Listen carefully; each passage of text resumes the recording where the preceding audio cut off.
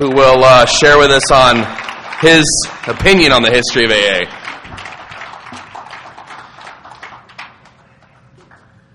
Good luck.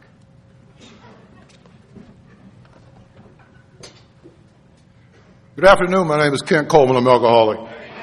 The dry date is May 18, 1992. I'm a member of the Venice Group. I have a sponsor. His name is Bob D. He lives here in Las Vegas. It is an honor and a privilege to be asked again to participate in any way in the fellowship of Alcoholics Anonymous. And here, the more you give, the more you get. Everything's opposite in here, isn't it? Right? The more you give, the more you get. I went my whole life thinking the more I take, the more I get, right? And that doesn't seem to work very well. So it's an honor and a privilege to be here. So my sponsor asked me to give a talk on history.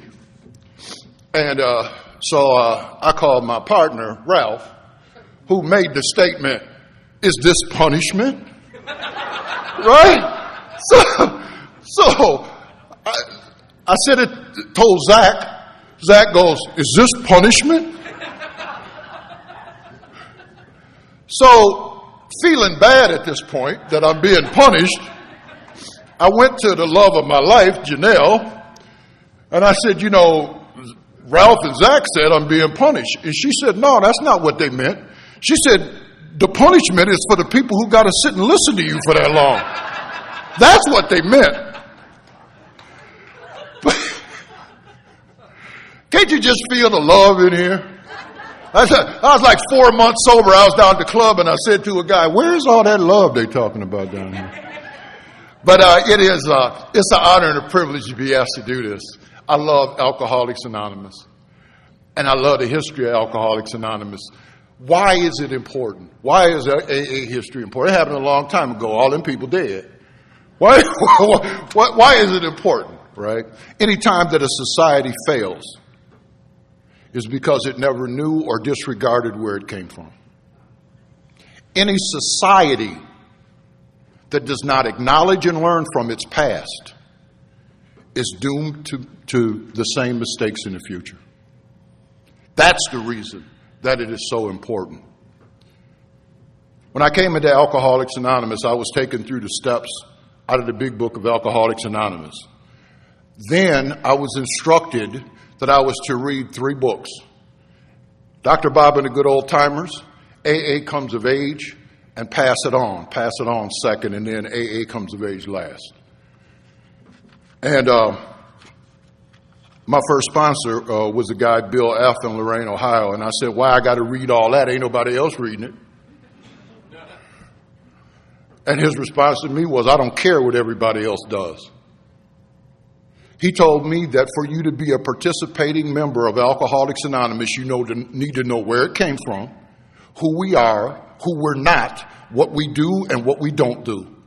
And you are to take that into the group conscience of your home group.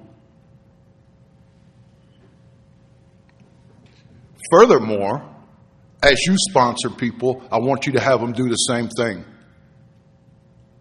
See, I'm not expecting the people that I sponsor to pick this stuff up somewhere. When I take people through the book and we go through the steps, we incorporate history in that process. We talk about this happened. How did that happen for you? We identify. I want to share something with you that I've learned about working with people in Alcoholics Anonymous.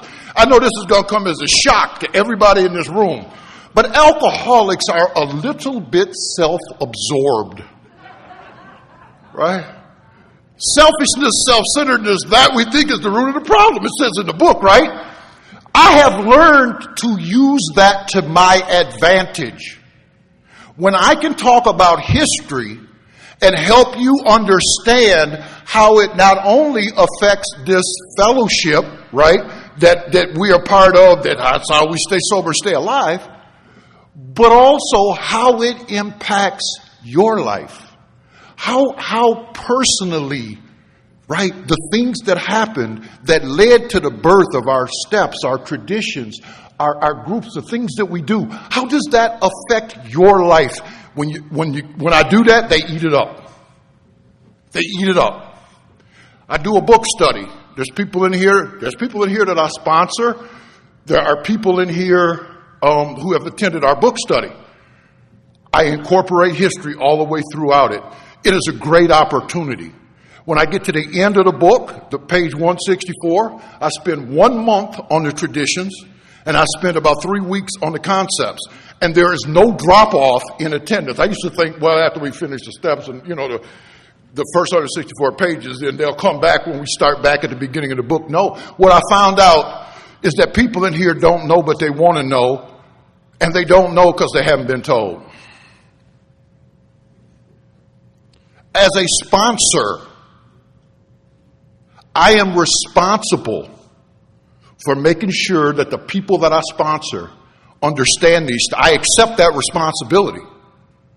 And when they read these books, they call me, we talk about it. I sponsor a guy in Holland, and I sent him a copy of AA Comes of Age, and we're talking about it every Sunday.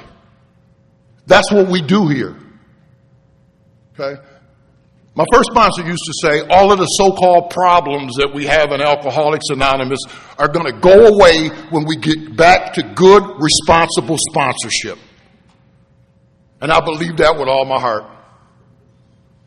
So I require that of the people that I sponsor as my first sponsor did with me. So today, we're going to have 2 sessions. First one's going to be about an hour. Then we're going to take a break. Then we're going to come back. This is not an endurance test or to see how much suffering that we this is an AA celebration. This is fun, right? So, when we do this kind of a workshop thing, what we found out, if you take a break and let everybody go to the restroom, get their coffee, get their water and all that, it cuts down on the movement, which cuts down on the distractions to the people around us. So we're going to go about an hour and we'll have a break. And kind of the way that we're going to go today, what I'm going to talk about in the beginning is going to be more linear. It's going to be about the chain of events that took place, some of the things that took place that led to the formation of the Fellowship Alcoholics Anonymous. And then in the second half, we're going to go to Akron and Cleveland and look at some things from there. My sponsor, Bob, says, you're a guy who knew guys who knew guys. And I knew guys who knew guys. And I got to meet some people who kind of were guys. Because where I live at is a lot of things happen. And so I get to share some of those things kind of from an experiential standpoint, and I think it'll be fun. So we're going to start talking about the chain of events. I call this the chain. And I'd like to start with a conversation that took place in Zurich, Switzerland. Now, exactly when this conversation took place, I am unsure. I'm going to say this right off the rip. There are people who have dedicated much of their life to studying AA history and to doing AA presentations and AA work. And they can tell you in detail, like some dates and that kind of thing. I am more focused on what happened more than I am when it happened, right? It's a funny thing about history. Everybody that's involved in it ain't here. So you can't ask, hey, did that really happen then, or when was that, right? And what I found out is when you read a lot of stuff, it was to the best of their recollection because they was old when people asked them about it, right? So they didn't remember, right? So sometime in the mid to late 1920s, or maybe even as late as 1931, there was a fellow, and in our big book they called him a certain American businessman. We know that man was Roland H. And Roland was a guy who suffered horribly from alcoholism, came from a very wealthy and powerful family in the East, was a successful businessman, was a politician when he was young. I think in 1920, he was like a state senator or something like this. This was a guy who was raised and bred for success, was very, very, very smart, just a successful guy, but he had a problem. He had a problem. He could not control his drinking. So he hit up everybody in the States, right, that he thought could help him. He hit up every cure that was out there, right, to no avail. Just couldn't stop. So he ends up going to Switzerland. Now, this will show you how much money. I mean, you got to think about it. I mean, I don't know what it would translate into dollars today, but I always tell people, right? You know how much it costs to go to a good psychiatrist, psychologist, hundreds of dollars an hour. My boy went to the man. He went to the cat, right? Sigmund Freud didn't want nothing to do with it. He went to Jung. When I went to college, I studied Jungian theory. And I know some of y'all did too, right? To this day, recognized as the greatest ever in his field. So he goes there and he places himself under the care of Dr. Jung. And I always say this, like, how would you like to have Carl Gustav Jung crawling around in your head for a year? Right? Crawling around in your head for a year. At the end of a year, he said, I had an understanding of myself at a level and of a depth that I did not believe possible. Absolutely unbelievable, right? Understanding of self that he got from Dr. Jung. Convinced that this newly acquired self-knowledge about himself, the triggers, the past, right? All that stuff, right? I'm good. I'm out of here, man. Thank you, right?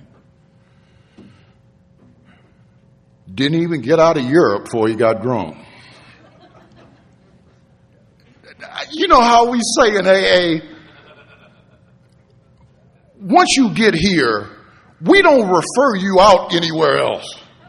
There ain't nowhere to go once you done been here, right? We don't make referrals out of AA. Well, dude was like, I've been to the best. I ain't nowhere else to go.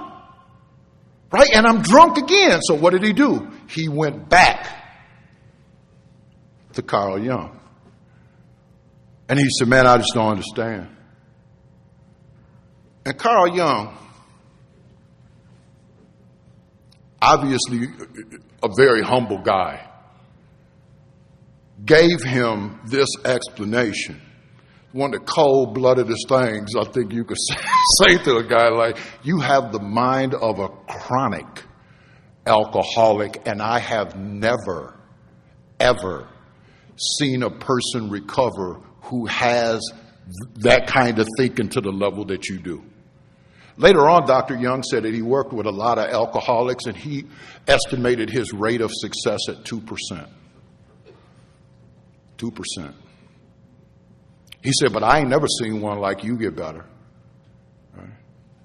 So our boy now has just got crushed, and he's desperate. He said, man, is there nothing? Is there nothing? Is there no way that I can beat this thing? And he told him, he said, well, here and there, every now and again, alcoholics have had something called vital spiritual experiences. He said to me, these things are phenomena, which means a very, very rare occurrence. He's talked about the ideas and interchange, ideas and emotions, which was once the guiding forces of these people, right, are suddenly cast aside, and a completely new set of conceptions begins to dominate them. He says, so my advice to you is either place yourself under lock and key, get a bodyguard, or you got to find this experience.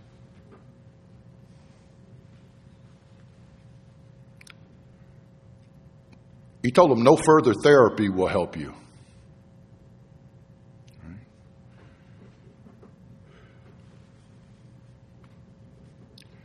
There was, at this point, something that happened that I believe is vital and crucial. And it is a state of hopelessness. We talk about hitting some kind of bottom. We talk about, and I always say this, the bottom is in the gut. It's not in external circumstances. One of the most miraculous things I believe about the big book of Alcoholics Anonymous, which I'll talk about later, and the history behind that, is that is a book that went out through the mail, and if read honestly, has the ability to raise the bottom for somebody, which is the reason why I really believe the book was divinely inspired. I don't think that the people who wrote it had the ability to create something like that.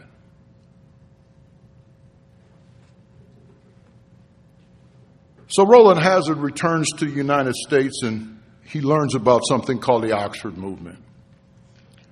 So he goes to this Oxford Movement, and the Oxford Movement was a first century Christian movement that believed a return to first century Christian principles was the answer to the ills and problems of society. It was not a religion. It was a movement. So Roland goes there, and they suggested some actions, and it was things that they were doing. Now, these things were not germane to alcoholics.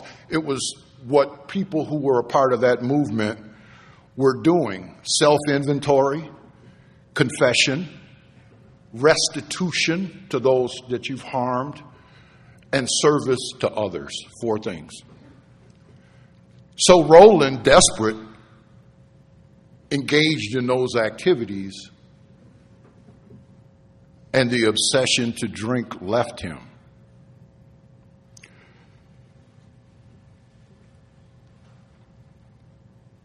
Roland then began to focus his attention on other people coming to the Oxford group who had alcohol problems. Now, the Oxford group wasn't about that, right? They was about society and curing the ills of society, not alcoholics. But Roland thought, man, maybe I could help some people who got what I got.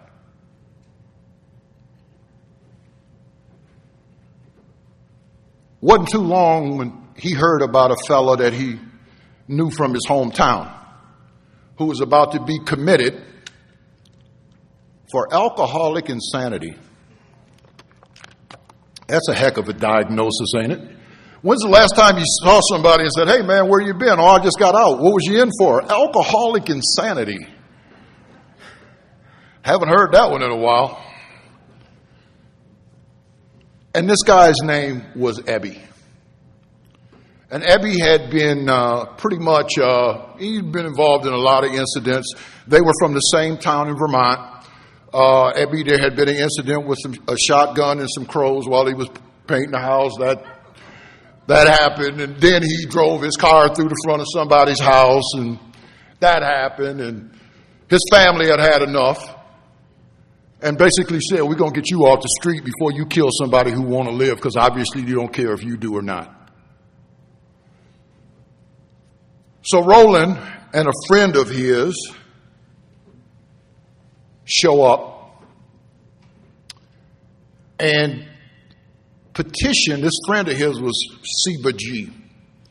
And petition the judge, who was a relative of Seba G, to parole Ebby to them. And the judge said, well, I'll tell you what, you get him out of here, don't bring him back, and you can have him. So off he goes. So they take him to New York. The U.S. headquarters for the Oxford group at that time was Calvary Mission in New York City, where the Reverend Sam Shoemaker presided. And they got Ebby in there, and they got him involved in taking the same actions that Roland had took. And Ebby got sober. one of the things, and they used to use the word conversion. We use spiritual awakening, spiritual experience. But the Oxford group uses the word conversion. And one of the things about somebody, and that's what we have today, right? Spiritual awakening or experience. What's the first thing that comes after that? Enthusiasm, doesn't it? Ready to go say to the world, where they at, right? I can remember sitting in the meeting, man, on fire, ready to go find the fellas. I'm going to carry this to the fellas. And the fellas told me where to carry it when I took it to them. I'm going to go say the fellas, right? So, Abby says, who is the most self-destructive, pitiful alcoholic that I know? My boy, Bill W., right there in New York City. And I have to say this to you, right? The feeling on Bill's part was mutual. Bill used to say, if I ever get as bad as Abby, I'll do something about my drinking. When I look at this from a historical perspective, could it be that Abby was the only person that Bill could hear because of their relationship? I don't know the answer to that, but think about that. Like, if you would have went up to Bill Wilson and say, who's the worst you, Abby? Abby T. And if you'd have went to Abby and said, who's the worst? Bill Wilson, they hands down, right? Ain't it amazing how God makes this happen?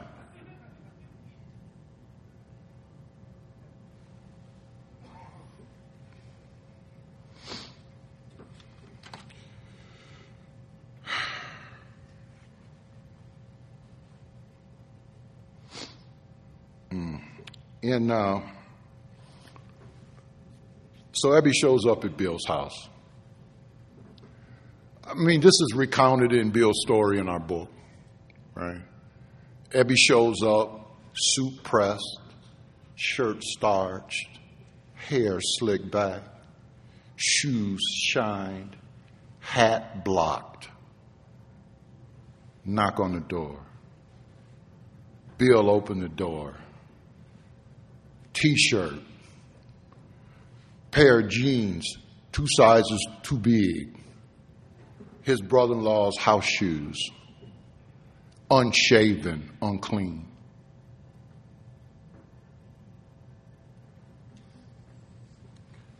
Abby comes in. Bill's thought was, when Abby called, he must have escaped. My boy is out. He must have escaped.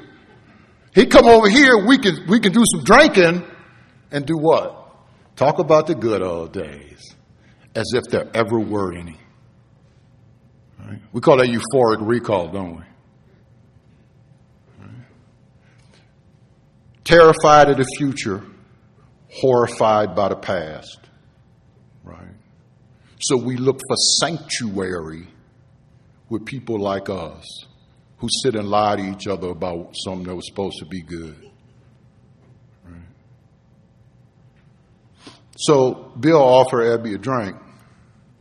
Abby said, I'm not drinking today. Bill's like, man, what's wrong with you? What got into you? Abby said, I got religion. And that struck a nerve with Bill. Bill Wilson's life,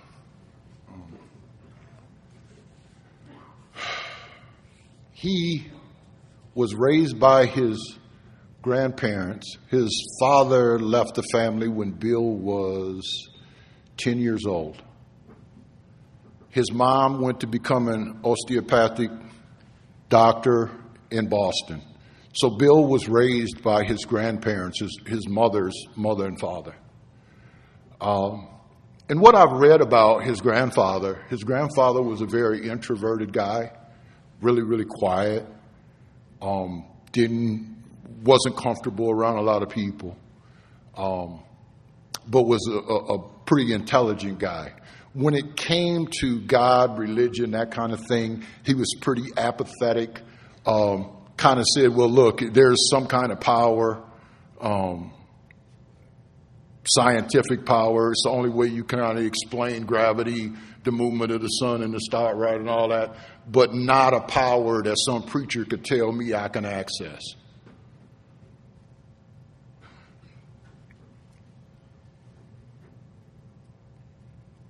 I've always believed that, based on my experience, anyway,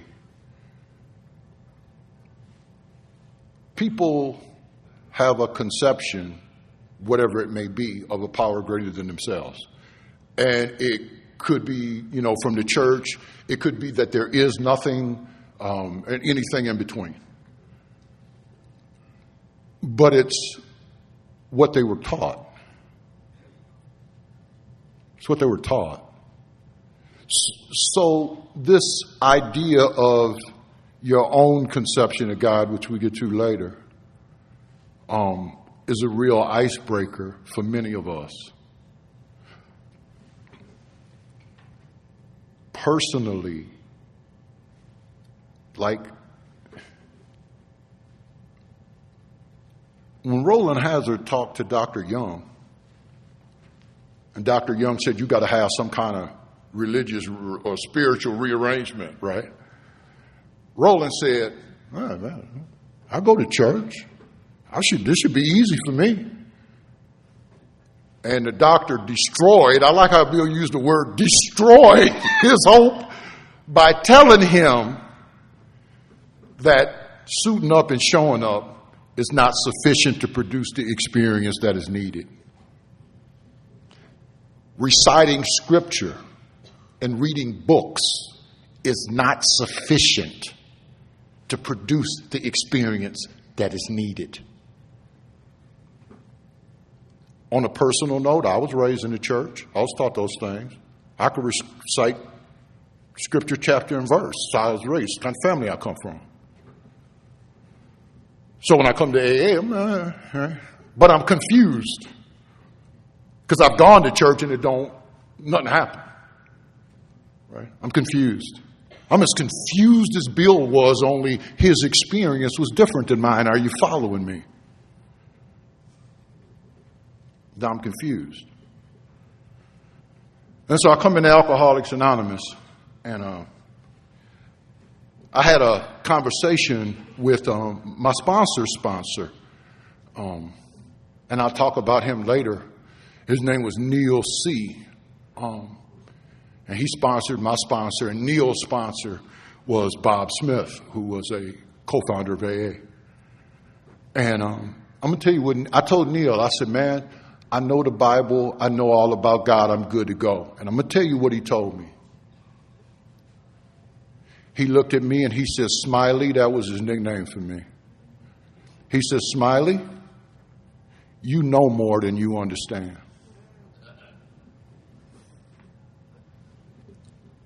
He said, you know more than you understand. He told me, he said, understanding comes about as a result of experience. We grow in understanding and effectiveness through living these principles, not reading about them.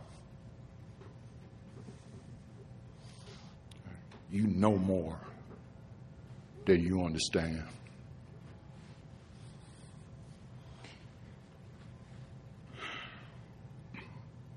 So when Ebby said he got religion, Bill is set back.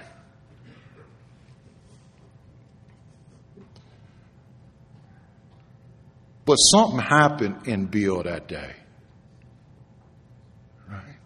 Because there's something here in Alcoholics Anonymous that happens when one of us talks to another one of us from a place that other people can't.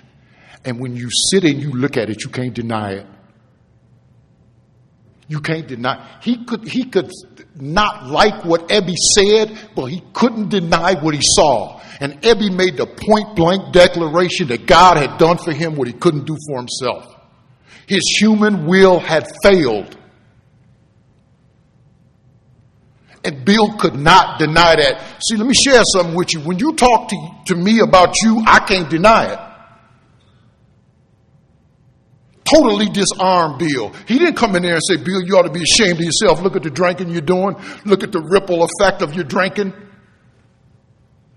He came in there and he talked about himself. And there is something that happens when we come together. This is a significant moment to this day that is still the basis of what we do, is it not?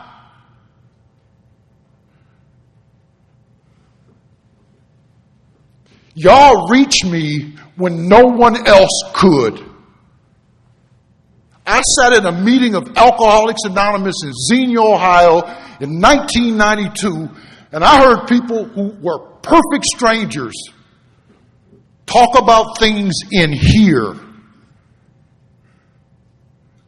that I could not believe they knew. Alcoholism is a disease of isolation. Think about Bill in the kitchen. I got some booze upstairs, hid in the toilet. Where Lois? Right? I'm straight. Right? Everything gone. This a taker, it ain't a giver. Read Bill's story. Read Bill's story. The progression of alcoholism, but the power of obsession. What did it? Education, down the tubes. Significant relationships, family, down the tubes. Career, down the tubes. Health, down the tubes. Sanity, down the tubes. Yet holding on that somehow, someday, I can once again control and enjoy this thing. This thing in me that untreated will take me to the grave, this belief that it's an answer and not a problem. And it's killed most of my friends. I've been here a while now and they're gone. My best friend died December 3rd.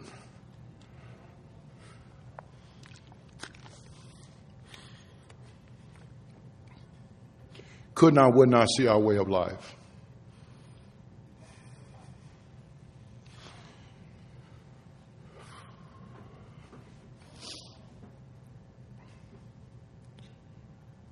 My friend Ralph talks about the ripple effects of sobriety.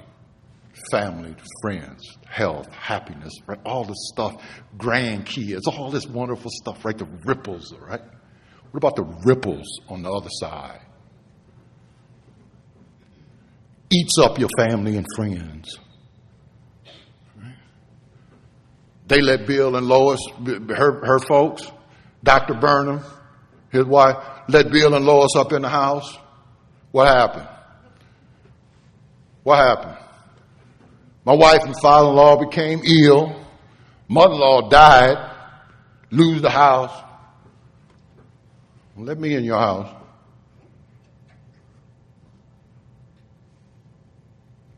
Bill was so drunk he couldn't go to his mother-in-law's funeral. A lot of people don't know that one. Bill didn't even go to the funeral. He's too drunk.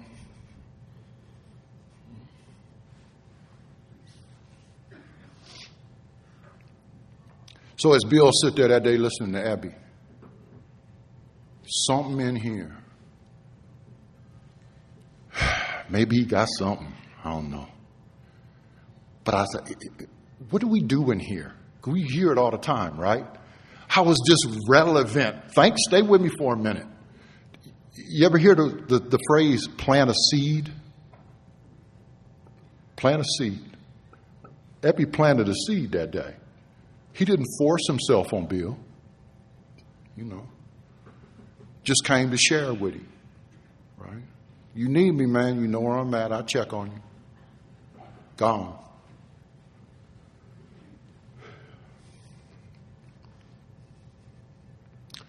Things continue to get worse for Bill. He ends up going into the hospital.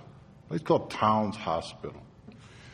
One of the things that I love about this part of AA history is how Bill Wilson ends up being the guy with all the pieces of the pie. He's the first guy with all the pieces of the pie, right? He goes to Towns Hospital where he meets this kind doctor, right, who gives him some information, right, that he never had before, some understanding and some clarity about alcoholism. He teaches Bill about this allergy of the body, right? Once alcohol comes into my system, it creates a phenomenon of craving, right? And my ability to stop or control my drinking is gone. Right? This allergy of the body. Dr. Silkworth also talked to Bill about the obsession of the mind, right? That this is repeated over and over and over, right?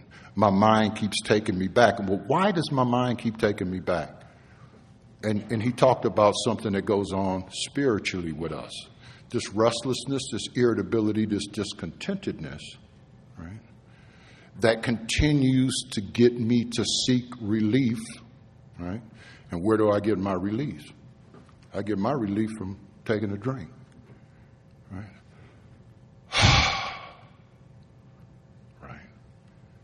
And it says this is repeated over and over, and unless this alcoholic has what we call a vital spiritual experience, there's very little hope for his recovery. Story of my life. My sponsor didn't mean to, and I'm like, damn, who wrote this? Somebody been following me around. Restless, irritable, and discontented, right? Spiritual issue, right?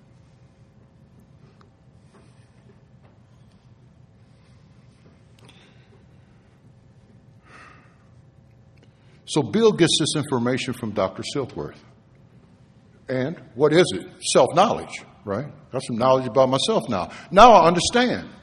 Now I understand why my willpower don't work against this thing. Now I understand why once I get started, I can't stop. I understand all that now. What is it that Dr. Silkworth did not give Bill Wilson? Didn't give him a solution. This is what Dr. Silkworth told him. The only relief we have to suggest is entire abstinence. Meaning you can't start the cycle in motion until you take the first one. How do you not take the first one? How do you not take the first one? So Bill has that information. Then he has this visit from Ebby. Ebby gives him another piece of the pie. Ebby talked about this formula that they were using, right? Inventory, confession, restitution, service to others, right? Ooh, another piece of the pie, right? So on his last trip to Towns Hospital, and there's a lot of stuff that happened in between there, right? Bill going down to the mission to check out the Oxford movement and getting up and making a fool out of himself down there. He talked about, Ebby comes see Bill quite a few times. And he came one time with old Shep Cornell. And Bill said, Shep Cornell, he said he was a panty-waist socialite, a sherry drinker. Something else new came in AA history that day. Judgment. We started judging that day. Panty-waist socialite, right? Bill like, man, I can't identify with him. I identify with Ebby, though.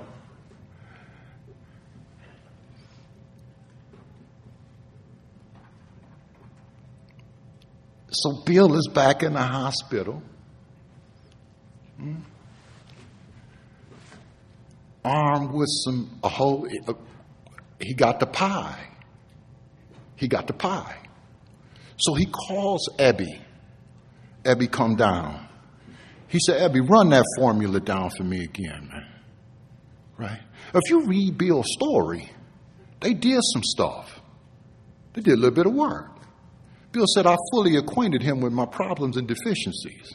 We made a list of the folk I had harmed, and I've become willing to make amends to them. Right? Done some work. Talked about turning our will and our life over to the care of God. Talking about seeking God's guidance. Common sense would thus become uncommon sense. Some things happen. Did some work. You recognize all 12 steps in that part of the book too, don't you? Right? Even though we didn't have them in terms and tangible form. How about Dr. Bob said it? Dr. Bob, how did people stay sober before the steps were written? Dr. Bob said we had them, we just hadn't wrote them. Because we know that they are necessary for us to obtain and maintain sobriety. Don't that make sense? So they had all of it.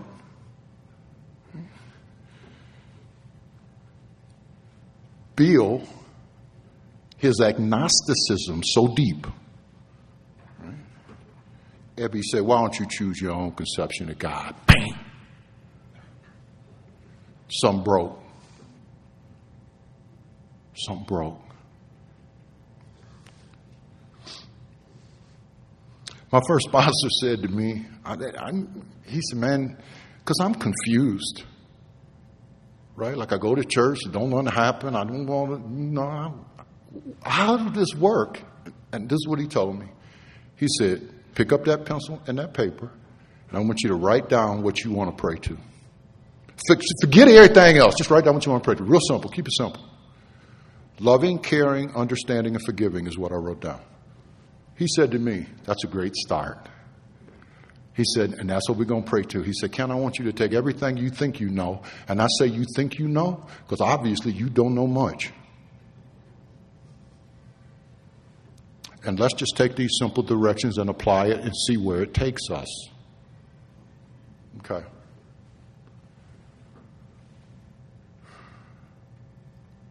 So Bill is like, I don't have to consider anybody else's conception. A power that loves me, a power that cares for me, a power that don't punish me, just loves me.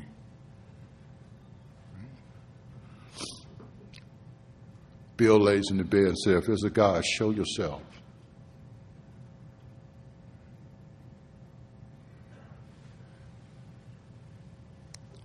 Room lights up.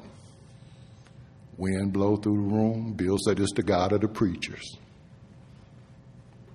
Didn't happen that way for me. Because obviously I didn't need that. But Bill Wilson, remember when Dr. Silkworth told Lois, he either going to die in DTs or he'll develop a wet brain, perhaps within a year, and join the living dead. But he done. Apparently, that's what Bill needed. God come the way God need to come when he need to come. But I ain't never seen God not come. Never.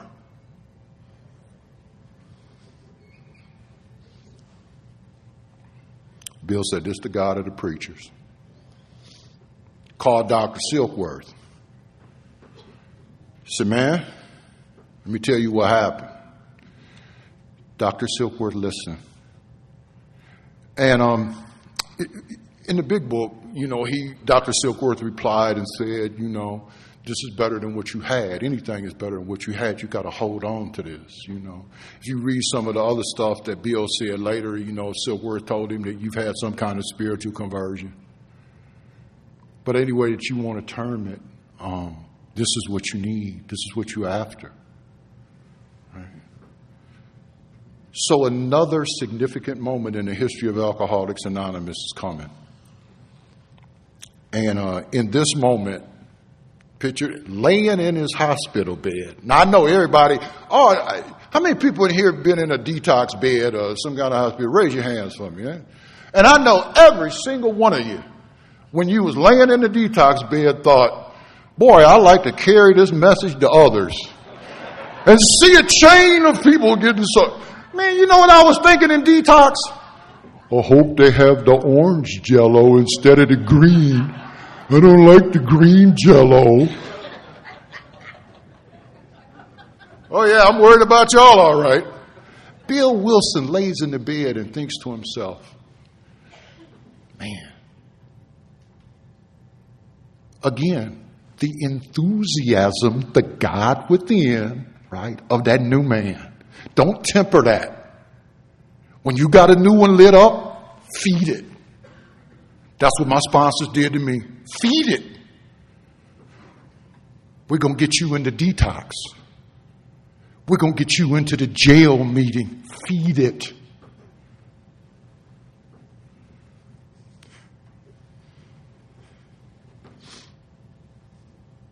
Maybe I could help somebody else.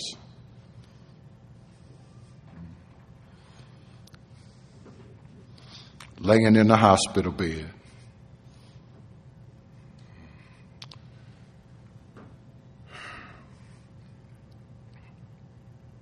I had the opportunity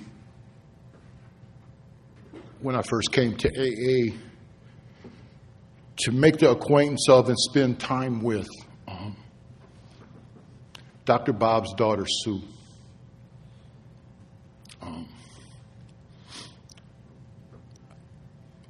I told you my grand sponsor was Neil, and Neil lived with Dr. Bob and Ann off and on for a year and a half. And when I was new, he told me, I used to go to Thursday men's so I could sit next to Neil. And let me just say something about it, because I'm going to talk about a few people. If you didn't know them and you didn't ask them, you didn't know they knew these people. They didn't talk about this stuff.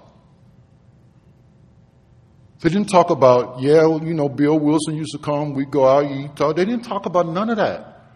Neil was my grand sponsor. That's what I knew. I knew a lot of people respected him. When he came in the room, you could tell, right? Neil died, he was 59 years sober. But he would tell me, I would go to Thursday Men and sit between him and my other sponsor, Kenny Bombalicki. Bob, Ralph and them knew Kenny. A lot of people here knew Kenny. And I would sit between them, and Neil said to me, I want you to go to Dr. Bob's house. It was my answer. For what? He ain't there. He said, I know he's not there, Smiley. I want you to go to Dr. Bob's house, go on a Saturday, right? And I went to Dr. Bob's house, and I rang the doorbell. I don't know, you're supposed to just walk in. And the door opened, and there was a guy standing there. His name was Joe G., and he was an old-timer from Akron. He was the first person that I met whose eyes sparkled and shined. And he said, come on in here. And I told him, I said, my grand sponsor told me to come over here. And he said, who is that? And I told him. And his smile went this big.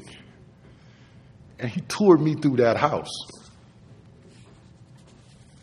And he taught me some things about our history. And I started to go there on Saturdays. And Sue would come on Saturdays a couple times a month. And at that time, they were remodeling the house, and she knew what the house used to look like. So she used to work with them, like the wallpaper, this color, the carpet, try to put it back as close as they could.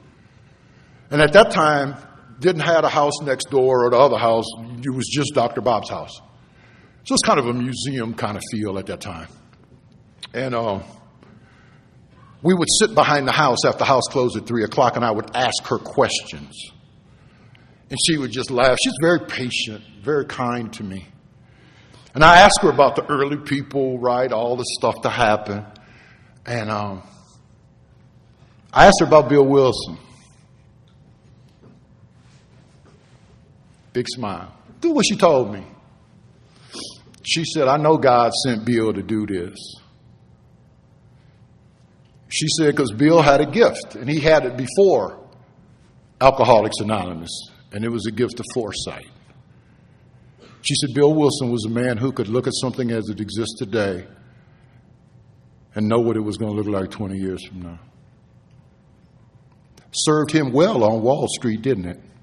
What was Bill's job? He was a speculator. What did he do? He traveled to companies. He got their information, right? And then he made investment recommendations based on what he thought that company would be going for. He had a gift.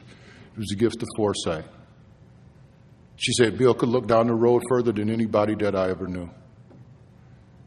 Bill Wilson laying in the bed, maybe just maybe, I can help some, he can help one, he can help one. In Akron, they used to say, each one teach one. Each one teach one.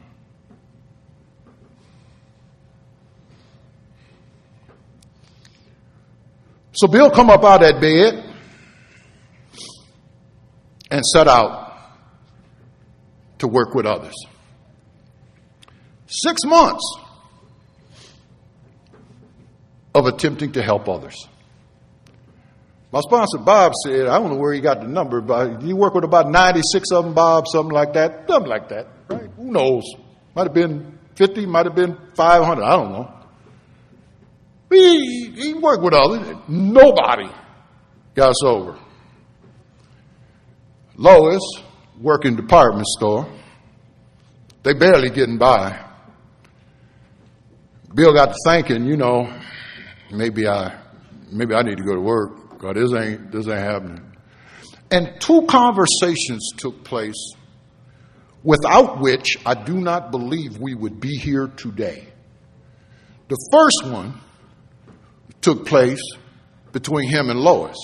He shared this sentiment with Lois. He said, I tried. Ain't nobody getting sober. Ain't nobody getting no help. And Lois said, yeah, that may be true. She said, but I can tell you one thing. You sober. And Bill Wilson, you ain't been sober 6 months since I knew you. Boom, number one. Second conversation takes place with Dr. Silkworth.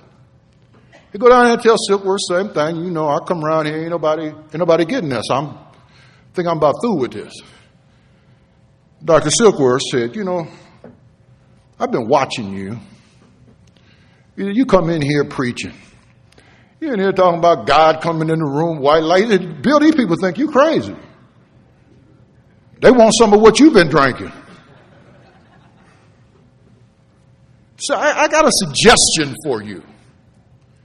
Instead of coming with this heavy-handed spiritual God approach, let's try this. Stay with me for a minute. Let's talk drunk to a drunk. Let's share your experience.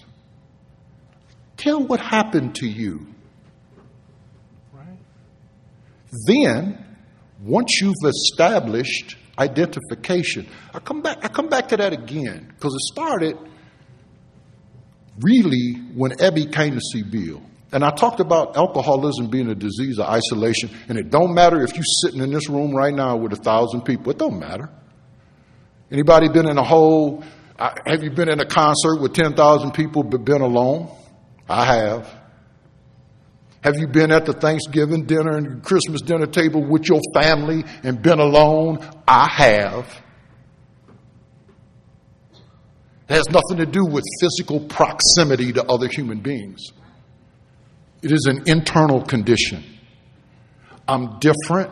Nobody thinks like me, feels like me, going through what I'm going through. Y'all don't understand. You didn't have somebody sit across the table from you or sit in an AA meeting and say something and open you up. Open you up. This identification. So what ended up happening